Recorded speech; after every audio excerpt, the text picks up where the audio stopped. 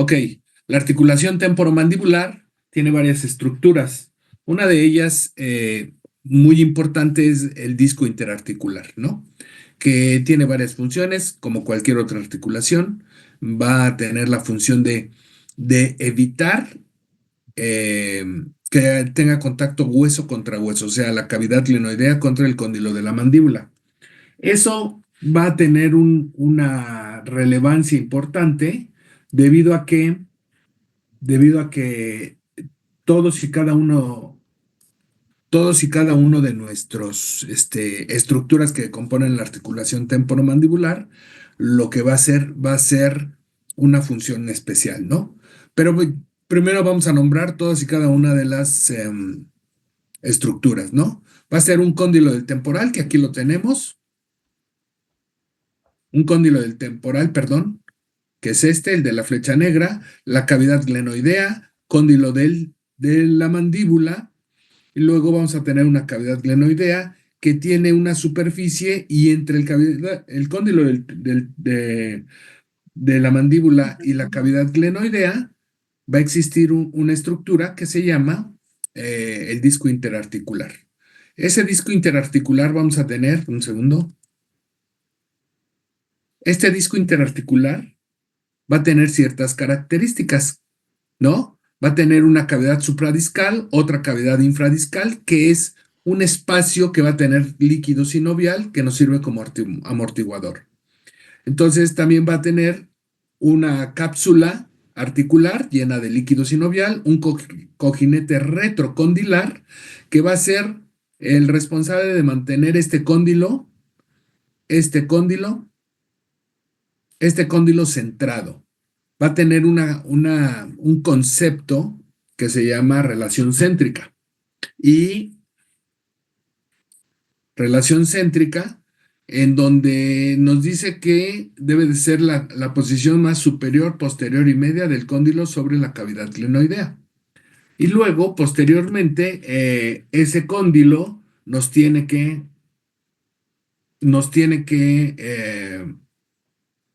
se puede decir, evitar que pegue hueso con hueso, pero mantener una posición céntrica.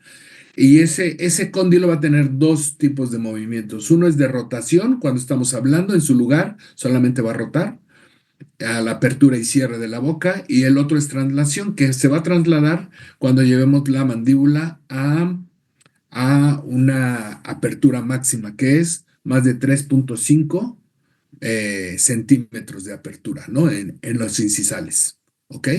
Básicamente. Permítanme. Básicamente. Vamos a tener también cuatro ligamentos, que es el pterigomandibular, el esfenomandibular, el estilomandibular y el temporomandibular. Esos cuatro ligamentos van a ser los responsables de tener la limitación de los movimientos de la articulación temporomandibular, de apertura y cierre, retrusión, prognación y lateralidad izquierda y derecha. Esos son los 6 movimientos que se llevan a cabo de la mandíbula y solamente 2 movimientos del cóndilo de la mandíbula, ¿no? Que van a ser rotación y translación. Todas estas estructuras de la articulación temporomandibular tienen una función en especial. Cuando no cumplen con esa función, vamos a tener una parafunción. Se presenta esta parafunción, por ejemplo, cuando tenemos bruxismo, que no va a estar en relación céntrica, el cóndilo, va a provocar un desgaste de la dimensión vertical, un desgaste de los dientes. Ya hablaremos en un tema especial de eso, ¿no? ¿Y qué provoca y por qué pasa eso? Y luego entonces,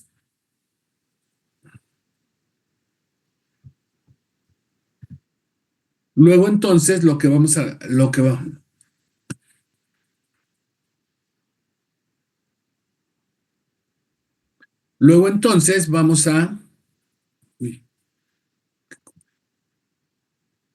vamos a ver ok, que va a estar interviniendo en ciertas funciones. Aquí las vemos en la diapositiva, que son fonación, respiración, deglución, masticación. básicamente, ¿no? ¿Por qué? Porque interviene en la apertura y cierre de la mandíbula, ¿no?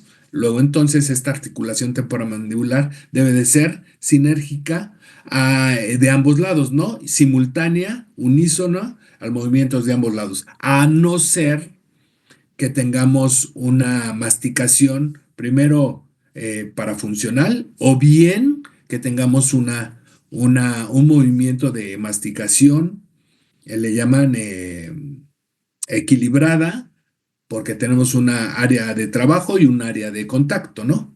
Entonces, de descanso, perdón, y entonces vamos a tener que las articulaciones temporomandibulares izquierda y derechas, cuando estamos masticando, la primera va a estar rotando y la otra se va a desplazar ligeramente hacia otro lado, básicamente. ¿Ok? Entonces, lo que tenemos que hacer nosotros es, un segundito, ahí está. Lo que tenemos que hacer nosotros es intentar repartir la masticación de izquierda a derecha.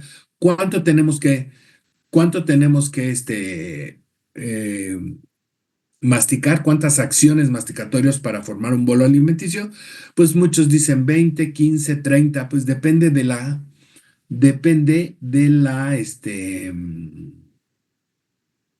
consistencia del bolo alimenticio, básicamente. No es lo mismo este, checar un bolo alimenticio carne que tortilla o pan Bimbo o pan que necesita mucho menos masticadas. Las necesarias para que podamos, las necesarias para que podamos formar un bolo alimenticio perfecto. ¿Sale? Un segundo, déjenme.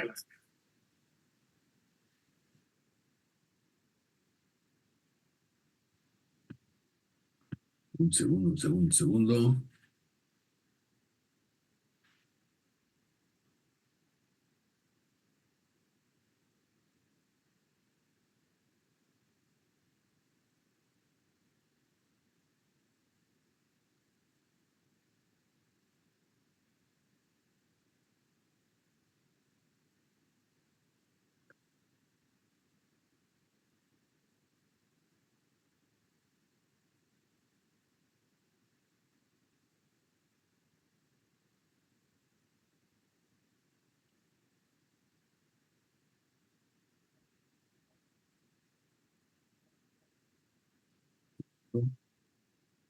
Estoy ajustando mi pantalla, perdón, es que se había tardado mucho.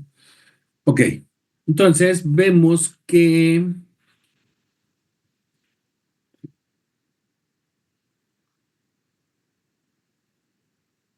la articulación temporomandibular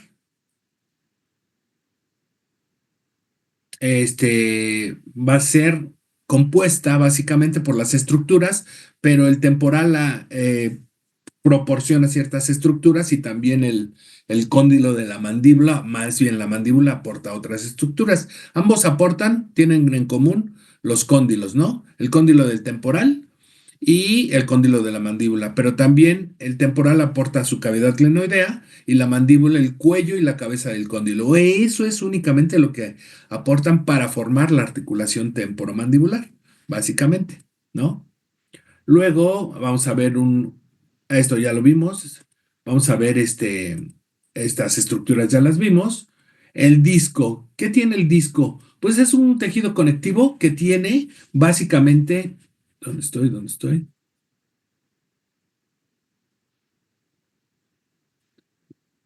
¿Ven mi mouse? La porción, No se ve. no se No, ve. no se ve. No lo vemos, Doc. Un segundo, porque sí requiero que vean esto.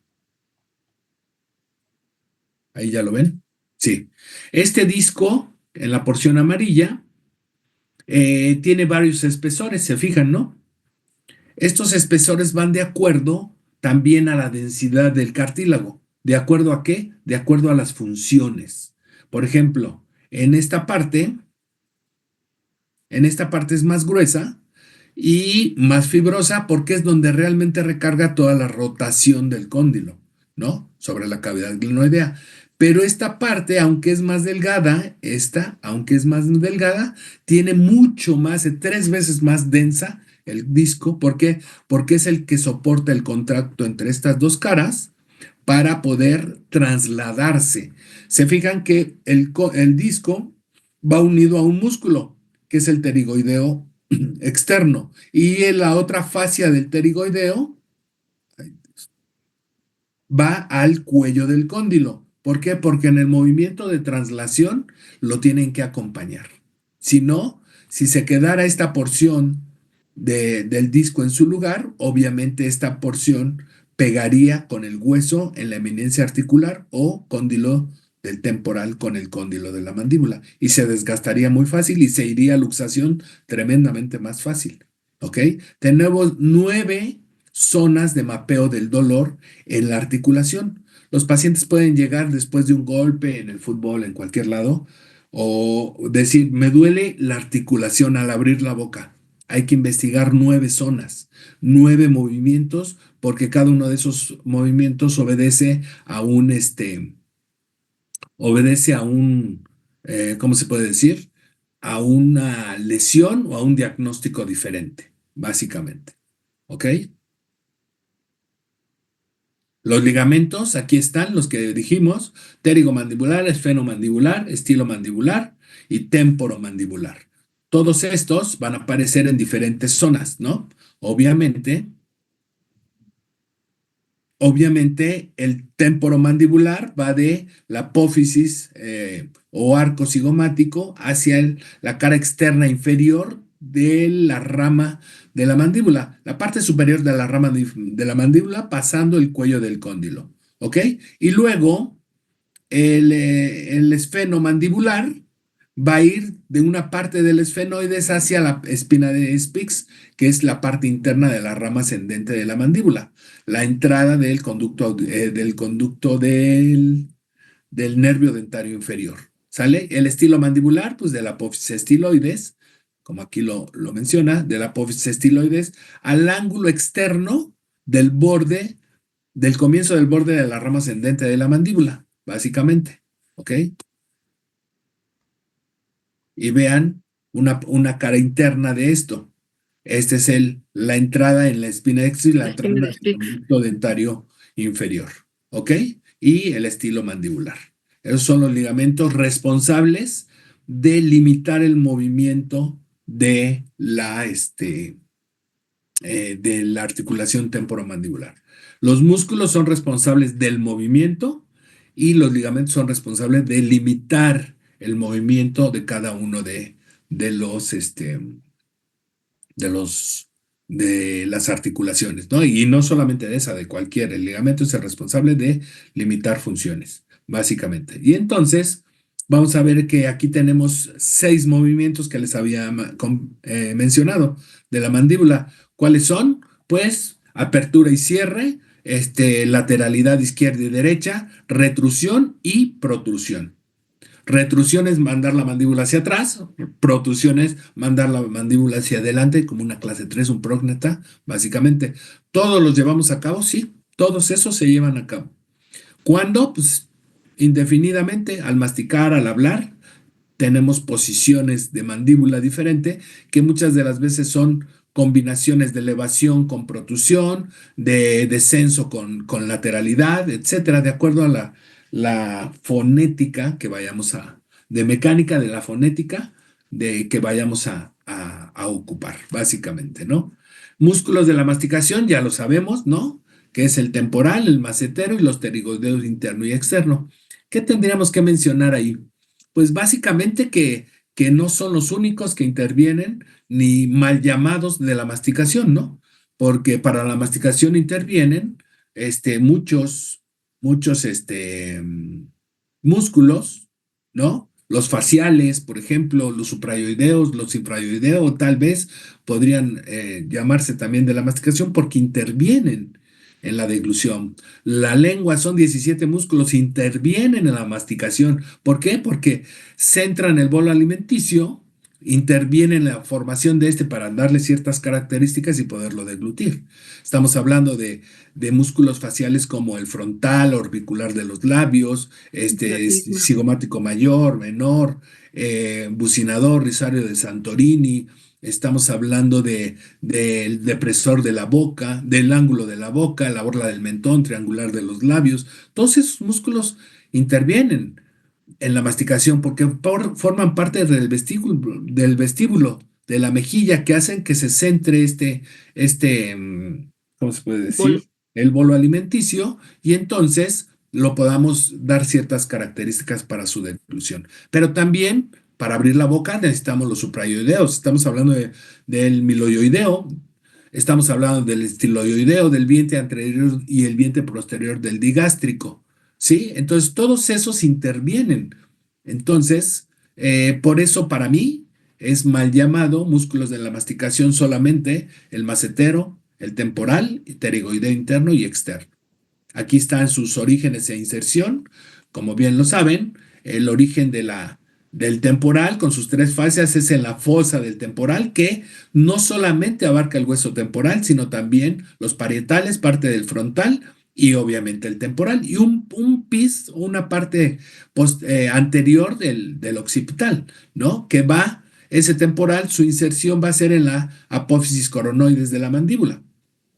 Y luego el origen de, este, de este músculo macetero es el arco cigomático y en su ángulo exterior del ángulo de la mandíbula va a ser su punto móvil, ¿no? Pues su inserción. A su contracción, pues va a cerrar la mandíbula. Cierran, ¿no? Y los pterigoideos, que ahorita los vamos a ver más adelante, aquí es un corte, pero esta diapositiva lo ilustra muy bien. El pterigoideo interno, izquierdo y derecho, que vean hacia dónde va, la parte interna del ángulo de la mandíbula hacia la apófisis pterigoides, ¿no? Esta izquierda y derecha, si nosotros contraemos un músculo pterigoideo lateral izquierdo, pues se va a elongar el derecho y vamos a llevar hacia dónde la mandíbula, pues hacia la izquierda. Si se contrae el de la derecha y elongamos el de la izquierda, vamos a mandar la mandíbula hacia la derecha. Esa es la importancia de los pterigoideos, ¿va? La irrigación e inervación, obviamente de la carótida externa, va a estar la vascularidad inervado por el nervio trigémino. Pero si estamos hablando que intervienen más músculos en esto, obviamente, tendríamos que involucrar a muchos más nervios, por ejemplo, el facial, ¿no? El séptimo par craneal, Ujú. y también los que inervan a la lengua, desde el vago, hipogloso y el trigémino también. Entonces, eh, eso de músculos de la masticación, pues tendría que ser muy discutido para ver si son los únicos llamados masticatorios, porque músculos masticatorios porque cierran la boca, o bien todos los que participan en la masticación. ¿Me explico? Ok. Nada más es una imagen para ver las ramificaciones del trigémino, donde hace muchos años nos basábamos en esto para entender la rama oftálmica, la maxilar y el dentario inferior, que parte del ganglio de Gasser. Y así lo estudiábamos hace muchos años con fotografías de libro. Y miren, ahora ya es mucho más didáctico, ¿no? Para entender dónde pasaba una carótida externa, interna, ¿no? La temporal superficial o la temporal posterior, etcétera, ¿no?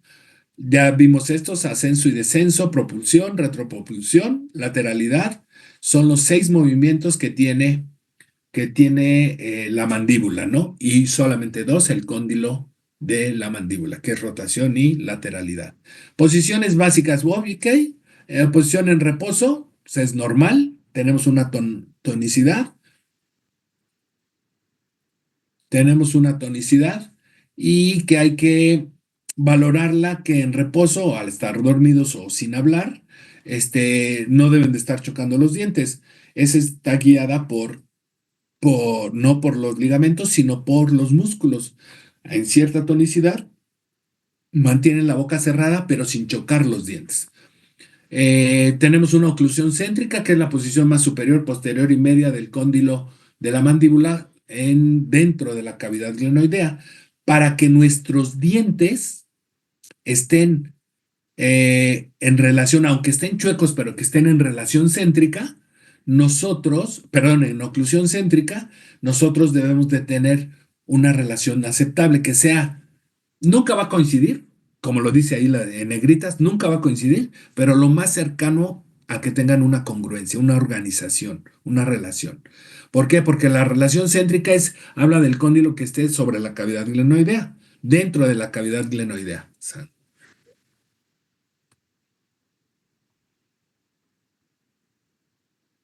dentro de la cavidad glenoidea, la relación céntrica, pero la oclusión es la máxima intercuspidación entre los dientes tanto del maxilar como de la mandíbula. ¿Cuándo pasa eso? Cuando masticamos, cuando hablamos, cuando deglutimos, cuando respiramos, pues única y exclusivamente, déjenme decirles que esa función o ese evento físico del contacto de todos los dientes solamente se lleva a cabo en la deglución, al pasar nosotros un bolo alimenticio. Y si no, bueno, pues ustedes pueden experimentarlo en este momento, eh, pudiendo pasar saliva ahorita y verán que todos sus dientes ¡tuc! Tienen que estar primero el labio cerrado y sellado y luego todos los dientes en contacto. Si nosotros abriéramos la boca, no podríamos deglutir. Por ejemplo, una mordida abierta en un paciente con una anomalía de desarrollo y crecimiento, si tuviera abiertos los labios, le cuesta mucho trabajo pasar saliva. Háganlo ustedes en este momento sin cerrar los labios. ¿Cuesta el trabajo? Sí. Para tener nosotros una deglución, para tener una deglución, deberíamos de estar los labios cerrados y máxima intercuspidación de los dientes. ¿Qué es la máxima intercuspidación? La máxima o el mayor contacto del mayor número de dientes entre sí, superiores e inferiores. ¿Ok?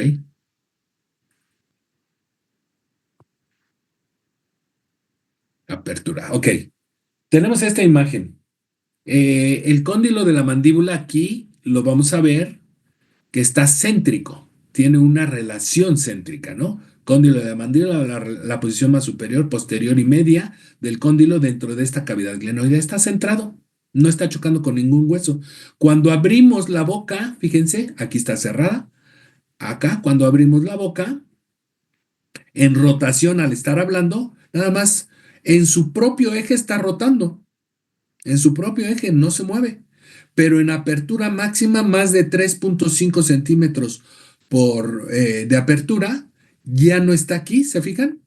Ya se desalojó. Parece que al jefe de grupo le mandé una, pues una cápsula que me llegan a mí, que las tengo por ahí almacenadas, en donde es digital y ven cómo se mueve el cóndilo de la mandíbula sobre la cavidad glenoidea, cómo se traslada cuando hay una apertura máxima a 3.5 centímetros, básicamente.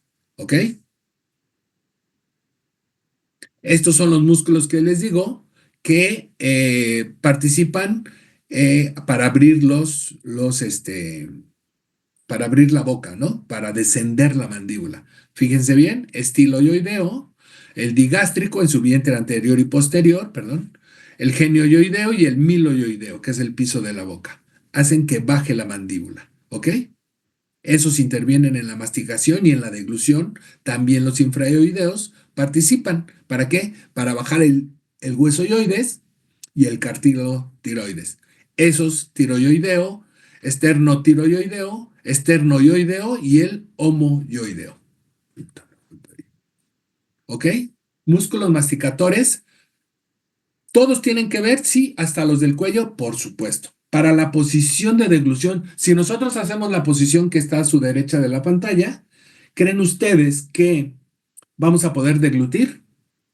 No, nos va a costar mucho trabajo, Con ¿no? trabajo. Ujú. Mucho trabajo porque el vientre anterior y posterior y también los infraoideos, todos los tiroideos, van a estar tensos, muy tensos, y no va a permitir la apertura para que el istmo de las fauces abra y ¡gluc! deglutamos. No, no puede porque va a bajar inclusive el palato gloso, amigdalogloso y faringogloso, lo van a jalar hacia abajo en su mecánica y no voy a poder mandar mi lengua hacia atrás y hacia arriba para mandar el bolo alimenticio al istmo de las fauces y a la orofaringe. Luego entonces, ese es el fundamento porque la cabeza debe de estar centrada con todos estos músculos, debe de estar centrada y sus vértebras cervicales. ¿Para qué? Para poder deglutir. ¿Ok? Lo vemos también en los animales. Cuando un perro le ponen a ras de piso su bandeja de comida, tiene que agacharse y ellos mismos cierran. Su hueso yoides también sube y baja, ¿no? Cierran, no es la altura natural. Deben de ponerle su comida más o menos a 30 centímetros de acuerdo a la raza del perro y a la altura de la cruz. A la altura de la cruz del perro deben de ponerle su comida. ¿Para qué? Como nosotros, si comiéramos en el piso, nos cuesta mucho más trabajo deglutir. Si nos ponen el plato y la cuchara a la misma altura, pues nos cuesta menos trabajo manteniendo el plano de Frankfurt horizontal al piso y entonces nos vamos a deglutir sin problema alguno, básicamente. ¿Ok? Al cierre, ¿quiénes son los que lo cierran? Macetero y temporal, básicamente. ¿Ok? Ya lo sabemos, macetero y las lateralidades que son los pterigoideos también. Estos son movimientos centrípeta, centrípeta, bueno, son movimientos que también podemos hacer al estar masticando, al momento de hacer una gota de Gauss. El movimiento de Gauss es el que se lleva a cabo un cóndilo y otro, porque es una zona de masticación, de trabajo, y la otra es zona de descanso, básicamente. ¿Ok? Músculos de la expresión facial. Todos los músculos faciales van a intervenir en la masticación. ¿Por qué los músculos faciales son importantes aquí? Bueno, importantes para muchas patologías, ¿no? Una de ellas, la parálisis de Bell. Esta parálisis de Bell tiene que ser primero diagnosticada y luego tiene que ser evaluada, ¿no? No solamente hay que poner impresión diagnóstica, parálisis de Bell, en mi cara derecha con parafunción o mala función, ¿no? No, señores, tenemos que analizar músculo por músculo. Obviamente, todos estos músculos ya lo sabemos, ¿no? Ahí están. No, no quiero descubrir ninguno. Ya está todo más que estudiado.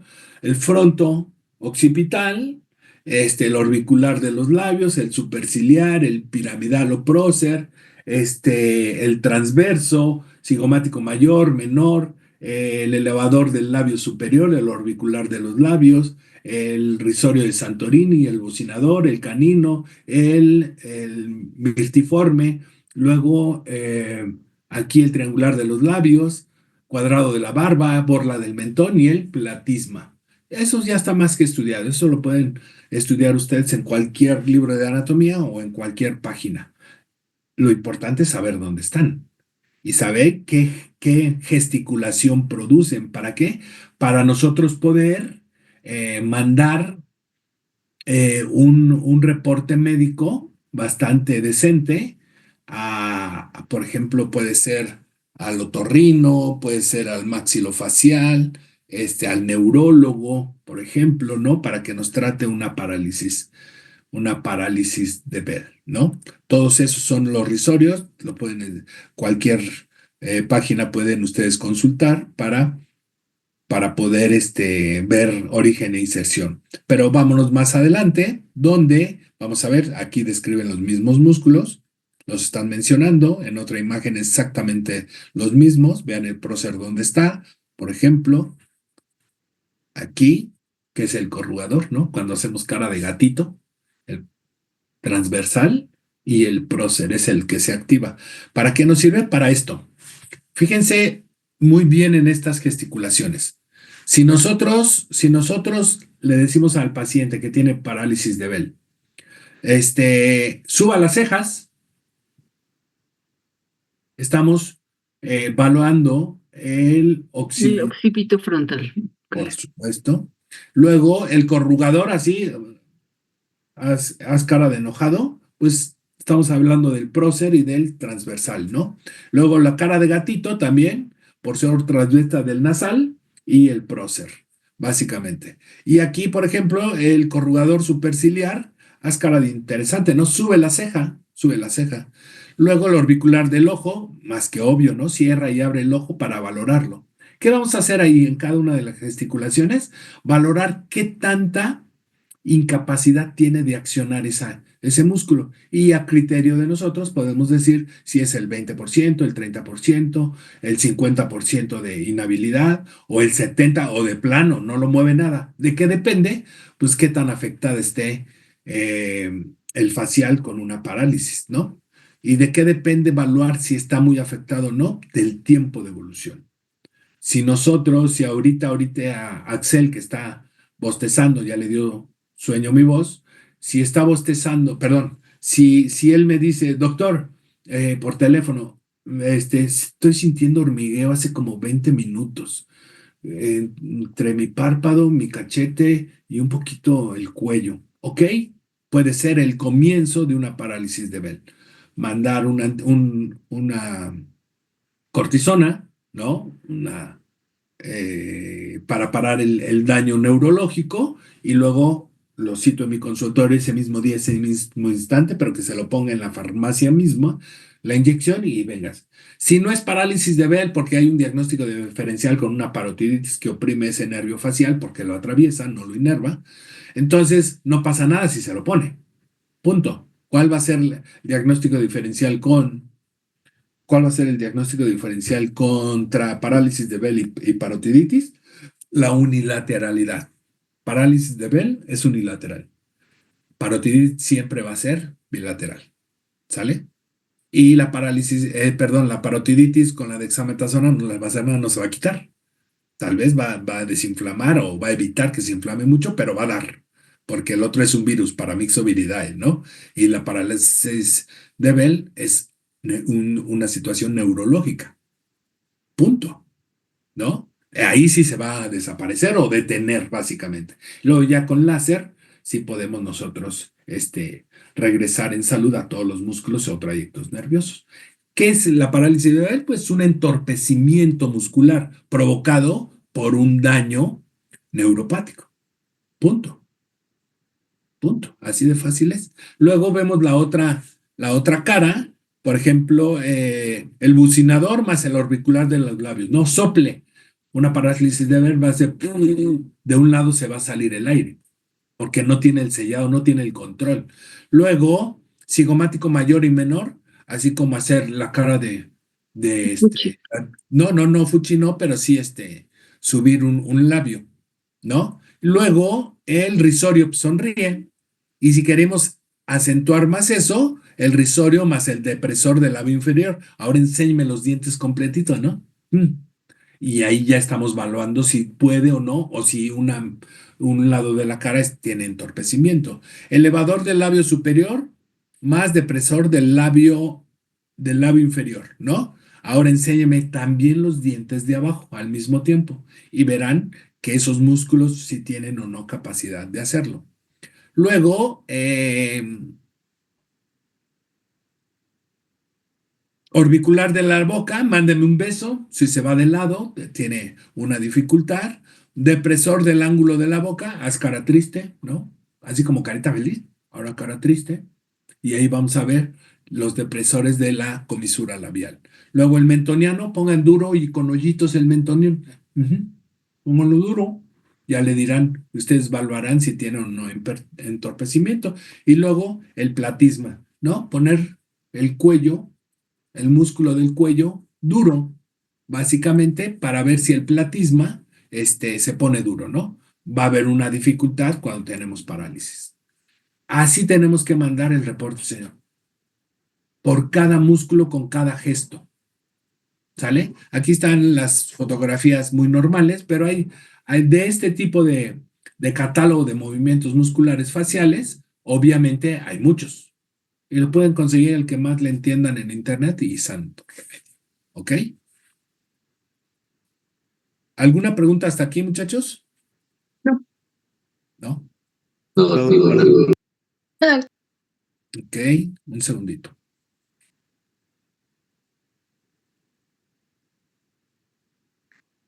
Vamos entonces, vamos entonces a pasar a otro tema que es el de lengua. ¿Estamos? Déjenme ver si lo puedo sacar de acá. Muchas gracias.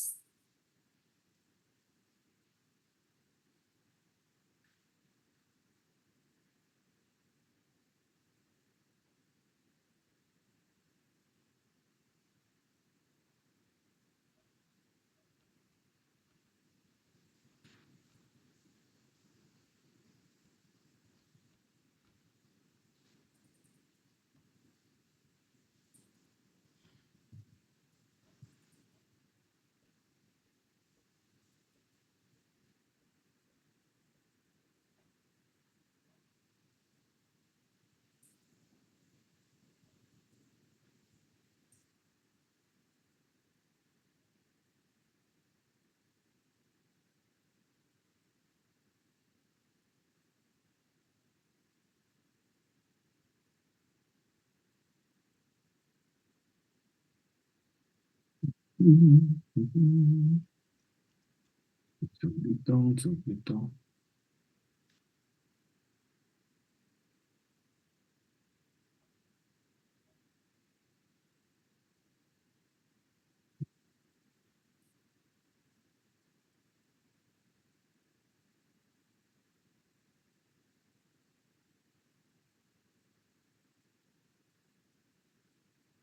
Lengua y creo que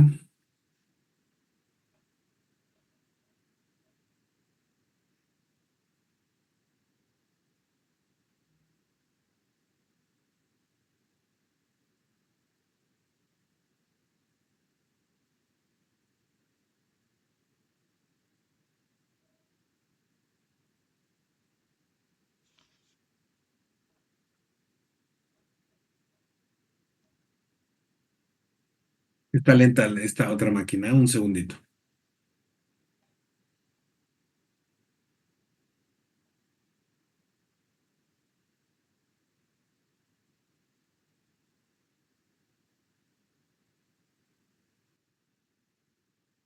De 17 músculos, 8 pares de un impar, y estos músculos van a estar divididos entre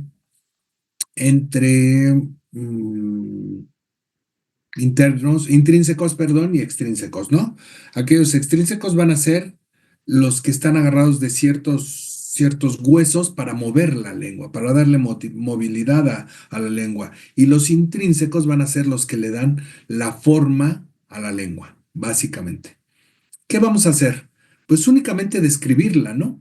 Vamos a ver que está formada por 3 tercios, 2 tercios son los visibles, el tercio posterior es el que está casi en la orofaringe, que contiene varias papilas. En este caso son las papilas caliciformes. Esas papilas caliciformes son redondas y gordas y van en un número aproximado de 10 o 12 en la vela lingual posterior, en el tercio posterior de la lengua. Va a tener también fungiformes, foliadas y filiformes. Las fungiformes van en la punta de la lengua y las foliadas en el centro de la lengua. Y, perdón, las filiformes en el centro y las foliadas un poco en el centro, pero la gran mayoría en las partes laterales de la lengua, básicamente. Interviene en todas las funciones del aparato estomatognático. ¿Cuáles son? Pues básicamente masticación, deglución, humectación, hidratación, lubricación, respiración, todo eso tiene que ver con la lengua. ¿Por qué? Porque son tantos músculos e intervienen tantas funciones que es una parte primordial. Cuando tenemos una anquiloglosia, que es el frenillo lingual inferior o el frenillo lingual punto, así se llama, no hay superior. Frenillo lingual está corto. No hubo apoptosis embriológicamente hablando y no se liberó la lengua. ¿Qué pasa entonces? Pues entonces se queda atrapada eh, esa lengua al piso de la boca. ¿Les cuesta mucho trabajo deglutir? Sí. A nivel neonato, le cuesta mucho trabajo amamantar, alimentarse vía pecho materno, bueno, y también con mamila, sí, les cuesta mucho trabajo. ¿Por qué? Simple y sencillamente, simple y sencillamente nos cuesta trabajo porque la lengua es parte primordial de esa mecánica de deglución, de succión, de alimentación, de extracción de la leche materna del peso materno, del pezón materno, ¿no? Porque es la que exprime, deforma y succiona la leche del pezón a partir de un sellado periférico. Pero si no lo puedo hacer, ¿a quién le va a dejar el trabajo? A los músculos. ¿Cuáles? A los faciales, ni siquiera a los masticatorios, a los faciales. El orbicular de los labios, bucinador, risorio de Santorini, cigomático mayor y menor, llevan una carga de trabajo impresionante. ¿Por qué? Porque el orbicular va a tener más función de sellado con más fuerza y quien succiona como tal son los músculos bucinadores, cigomático mayor, menor y tal vez el depresor de la comisura labial. Son cuando se quejan las mamás que dicen, doctor, me, me deja muy irritado cuando le doy de comer. ¿Por qué? Revisen la lengua del bebé. ¿Por qué? No está liberada, no está haciendo su mecánica, porque está succionando tanto que irrita el pezón materno. Revisen al bebé. Y una vez que le hagamos su frenilectomía, se acabó. Muy fácil. Liberas la lengua, le dejas menos trabajo a los faciales, ¿no? Y verán que deja de irritar a la mamá. Punto. Así de fácil es. Y entonces, embriológicamente hay tres procesos, dos homólogos y un central, ¿no? Una prominencia medial, ¿no? Y hay dos procesos laterales linguales. Únicamente son dos procesos que forman, que van hacia adelante y hacia abajo, hasta reunirse en la punta o en la línea media de la lengua o el rafe medio de la lengua en la punta, y uno que es la prominencia medial. Primero aparece la prominencia medial, luego los dos laterales van a cubrirla, dejándola inmersa. La cubren, no desaparece, la dejan dentro, y esa eminencia medial va a dar origen a los músculos internos, los intrínsecos de la lengua. Y los extrínsecos van a estar por los procesos linguales laterales o prominencias, protuberancias linguales laterales. ¿Sale? Y nos dan lo que es el longitudinal superior e inferior, básicamente, ¿no? Ahorita vamos a ver los músculos. Obviamente deben de tener un punto móvil y un punto fijo. ¿Cuál sería el móvil? El rafe medio de la lengua, ¿no? Ahí van a partir muchos, es origen, pero también punto móvil, por ejemplo, de los ioideos, ¿no? Que forman parte de la lengua, ¿no? Iogloso, el geniogloso, el estilogloso son extrínsecos porque van unidos, Alfonso, van unidos a un hueso, porque van a dar movilidad de la lengua, ¿no? Y los intrínsecos, ahorita los vamos a ver, pero el hueso yoides tiene mucho que ver. Vean esas zonas pintadas de rojo, son aquellas zonas que van a recibir inserción de músculos de la lengua. Vea qué importante. Importante, ¿verdad, Alonso Castro? Importante tenerlo en su forma anatómica ideal. ¿Ok? Es muy importante. ¿Ok? Luego vean, anatómicamente, tenemos una raíz y un cuerpo que forman 2 tercios anteriores el cuerpo de la lengua, en donde vamos a tener las papilas gustativas, y el tercio posterior de la lengua vamos a tener ciertas tonsilas, ¿no? Y también vamos a tener la epiglotis, que es parte de la lengua, muy importante eso, es parte de la estructura adherida posteriormente a la lengua, que es aquella que el epiglotis dice, es aire, tapa un orificio. Es comida, ábrelo para que deje pasar hacia el esófago, ¿no? Y si no, vámonos a la laringe. Hay un video, a ver si me da tiempo de mandárselos, donde vean que están hablando y comiendo al mismo tiempo. Qué trabajo brutal le ponen a la epiglotis. Brutal. Imagínense, estar hablando y que identifique cierta comida que va a pasar y entonces cerrar, ¿no? Cerrar el paso al esófago y abrir a la laringe para que salga la voz y luego otra vez cerrar la laringe para pasar comida cuando estamos comiendo en un restaurante con una amiga o amigo y entonces sí le damos una chamba. Alonso Castro, ¿podrías poner tu cámara? Gracias. ¿Ok? El sentido del gusto. ¿Cuáles son las papilas que captan? Pues el sentido de amargo, ácido, salado, dulce, ¿de acuerdo a qué? A la zona, ¿no? Tenemos repartidos muchos y cada uno de las papilas gustativas en toda la boca, pero la captación del gusto es básicamente una combinación de la captación sensorial de todas y cada una de las glándulas salivales, de las papilas. ¿Ok?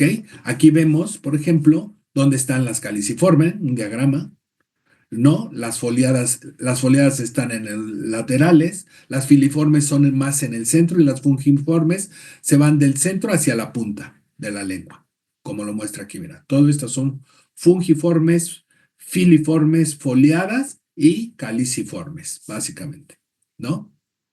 Músculos linguales. Vamos con ellos. Aquí hay otro.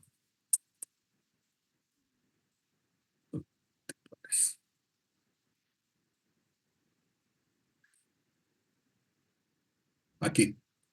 Vamos a ver, me gustan más estas imágenes que las anteriores. El estilogloso, ¿de dónde a dónde? Esto es física pura, muchachos. De la apófisis estiloides hacia la parte inferior y lateral de la lengua. Si este músculo se contrae, ¿hacia dónde lleva la lengua? Hacia atrás y hacia adelante. Hacia atrás y hacia arriba, perdón, perdón. Entonces, ese interviene en la obturación del istmo de las fauces para que no entre nada.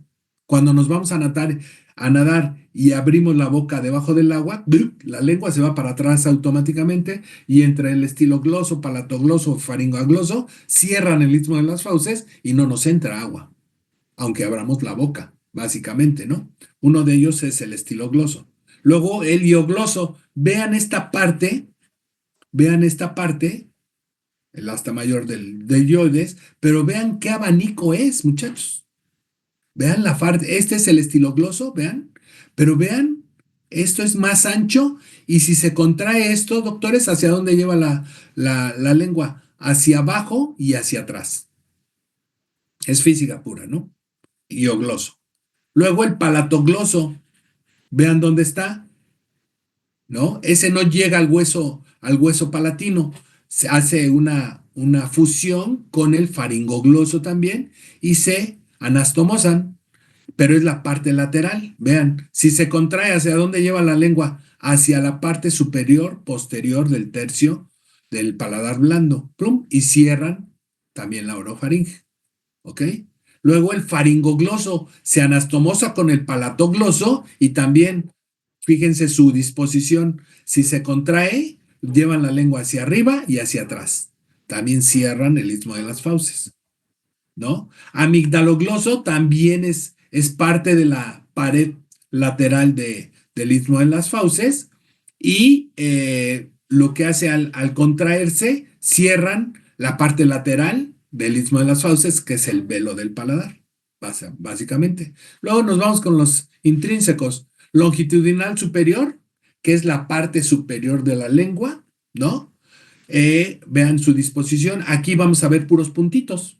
Esos son estos puntitos que se alcanzan a ver. ¿Por qué? Porque van longitudinal y el corte transversal, ¿no? El vertical van de arriba hacia abajo, van de arriba hacia abajo. El longitudinal superior y el transverso se van a anastomosar se van a insertar en este rafeo septum lingual, que es un tejido, no llega a ser cartilaginoso porque no es un cartílago, pero sí muy fibroso. Y ahí se insertan estos músculos para que puedan hacer la lengua ¡zuc! Cuando se contrae, la hagan delgadita y o gruesa, ¿no? Gorda o más ancha, llamémosla así. Y luego el longitudinal inferior, que también va a ser hacia abajo. Si se contrae, es lo que hacemos que la lengua salga y se vaya hacia abajo. Salga y se vaya hacia abajo. Y el longitudinal superior, que salga y lo podemos hacer hacia arriba. Hacia arriba, ¿no? Y el longitudinal inferior, saquen la lengua y se va hacia afuera, hacia abajo. ¿Ok? Ahí está el longitudinal, es la misma imagen, pero ya vimos cómo se sale y se va hacia abajo. ¿Ok? El transverso, ya vieron, ¿no? ¿Qué hace? Aproxima, la hace delgadita. ¿Ok? La hace delgadita. Y el vertical, el grosor, vean nada más la disposición, ¿no? Está de arriba hacia, es vertical el músculo, pues ¿qué va a hacer? Pues la va a hacer delgadita, ¿no? En vez de hacerla gorda, hace la lengua delgada, básicamente. ¿Ok? Vean, esta imagen me gusta mucho. A pesar de que es muy simple, es muy didáctica. Este es un corte transversal de la lengua, ¿no? Y aquí vemos todos y cada uno de los músculos. Ve el transversal, ¿no? Longitudinal superior, que es la parte superior de la lengua, ¿no? Vean el septum que les digo que es un cartílago, ¿ok? Luego el lingual inferior, vean dónde está. El hiogloso, que está acá. Estilo gloso que va de los lados laterales de la apófisis estiloides a los lados laterales y que nos va a hacer que subamos la lengua hacia atrás y hacia arriba, básicamente. ¿Ok? Y luego el geniogloso también, que va a las apófisis geni que están detrás de la sínfisis de la mandíbula, por el lado interno de la mandíbula, hay dos prominencias, apófisis geni, que ahí van insertadas, básicamente. ¿Ok? La irrigación, bueno, pues es muy simple. Una vena y una arteria. Va a decir, ¿cómo se llaman? Bueno, todas las dos. La vena viene como origen de la yugular, ¿no? Forma una ranina y luego forma la lingual profunda. Y la arteria es exactamente igual, de la carótida, por supuesto, de la carótida forma una ranina o una arteria lingual y luego la arteria profunda, lingual profunda. Van lateralmente. ¿Ya vieron la disposición? Quedan exactamente en medio. Eso van por pares, ¿no? En el rafé medio, donde está el septum, si subimos la lengua, en un espejo, tómense una foto y van a ver azul y verde. Una es una arteria y la otra, depende de qué tan profundo estén, pero se alcanzan a ver perfectamente. Los que traen piercing, por ejemplo, de la lengua, sabrán, más bien no sabrán el riesgo que corrieron al hacerse una perforación en la lengua. ¿Por qué? Porque son de grueso calibre las linguales profundas. Muy. Bueno, cuando uno se muerde la lengua con cualquier cosa y se la corta, sale sangre que da gusto, ¿no? Es muy, muy irrigada. Entonces, cuando le hacen un piercing, ¿se han visto cómo lo ponen? Jalan la lengua y con un botador, clean. Perforan la lengua así a la Viva México, sin anestesia, lo perforan. Deben de perforar, según ellos, en medio de las dos linguales profundas. De las dos linguales profundas, ¿no? Espérenme, déjenme conectar, se va a acabar la pila.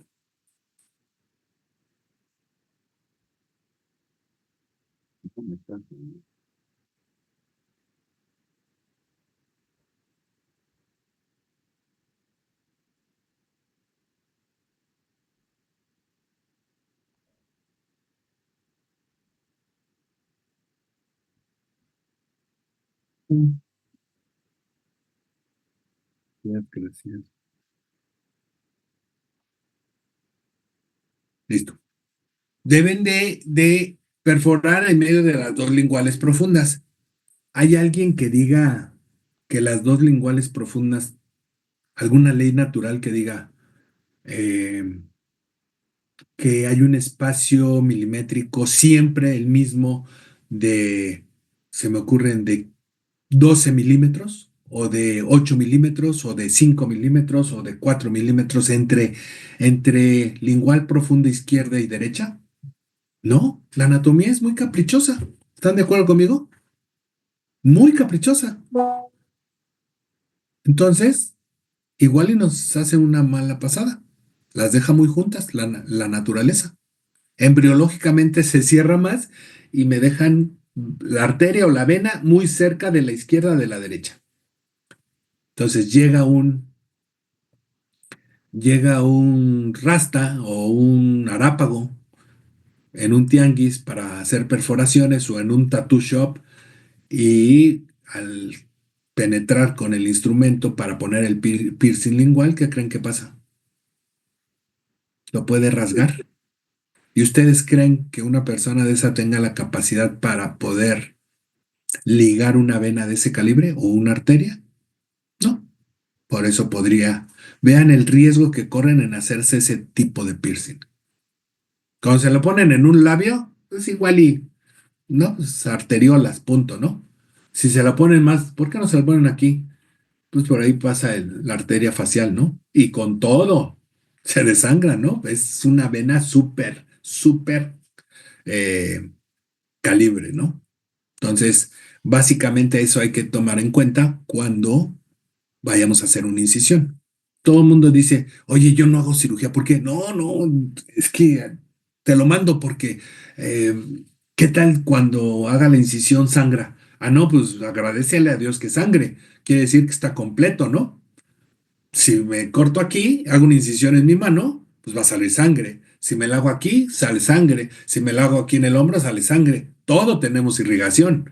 Lo importante en cirugía, en actos quirúrgicos, que es saber dónde pasan los de grueso calibre, los que no tenemos que tocar nunca. Punto. Ya habrán visto alguna cirugía, no sé si ya entraron en los hospitales, pero hay doctores que saben dónde no pasa arteria y hacen una incisión con una naturalidad, ¿no? Firme el brazo con su apoyo digital y hacen una incisión de 10 centímetros aquí y lo hacen profundo y así, como diciendo, ¡ay, qué valiente! No, simplemente saben anatomía. Saben que pueden incidir. ¿Va a salir sangre? Sí. ¿Controlada? Sí. Donde no pase alguna arteria de grueso calibre, básicamente, ¿no? El drenaje, obviamente, por los ganglios linfáticos, ¿no? Tenemos submandibulares, ¿no? Tenemos acá en el cervicales, en el submandibular, aquí donde tenemos un ganglio submandibular, y todo recoge linfa. Todo el mundo menciona la arteria y la vena, ¿no? Sí, todo el mundo lo menciona. ¿Y es tan importante la red linfática? Por supuesto que sí. La linfa recoge toxinas, muchachos, de una infección, de una infección periapical, una periodontal también, una sepsis. ¿No? Los drenajes es como el drenaje de tu casa. Si se tapa uno de los drenajes, se forma un caos en toda la casa, ¿no? ¿Cierto o no? Se tapan todos los baños. El registro principal, pues, se tapan. Bueno, pues estos ganglios linfáticos son registros pequeños de todo el cuerpo.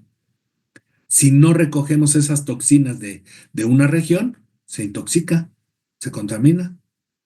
Entonces es muy importante saber dónde están los ganglios linfáticos y qué tipo de trayecto tienen, ¿no? La inervación, esto es un tema importante. Porque en las parálisis faciales también, como les dije, aparte del séptimo par craneal, pues aquí vemos que también interviene el décimo par craneal, que es el vago, y luego también el glosofaringio, el quinto par craneal y el séptimo, que es el facial y el trigémino, ¿no? Básicamente. ¿Por qué? Porque uno nos dan sensibilidad gustativa y el otro nos dan activación, inervación motora. Unos hacen que se mueva la lengua, perdón, y otros los hacen que reciban sabor y que también tenga sensibilidad la boca. Por eso son cuatro pares craneales que intervienen, básicamente. ¿Ok? Listo. ¿Alguna duda sobre lengua, doctores? Ninguna, doctor, muchas gracias. Gracias por contestar. Un segundo. Almanza, ¿me podrías poner tu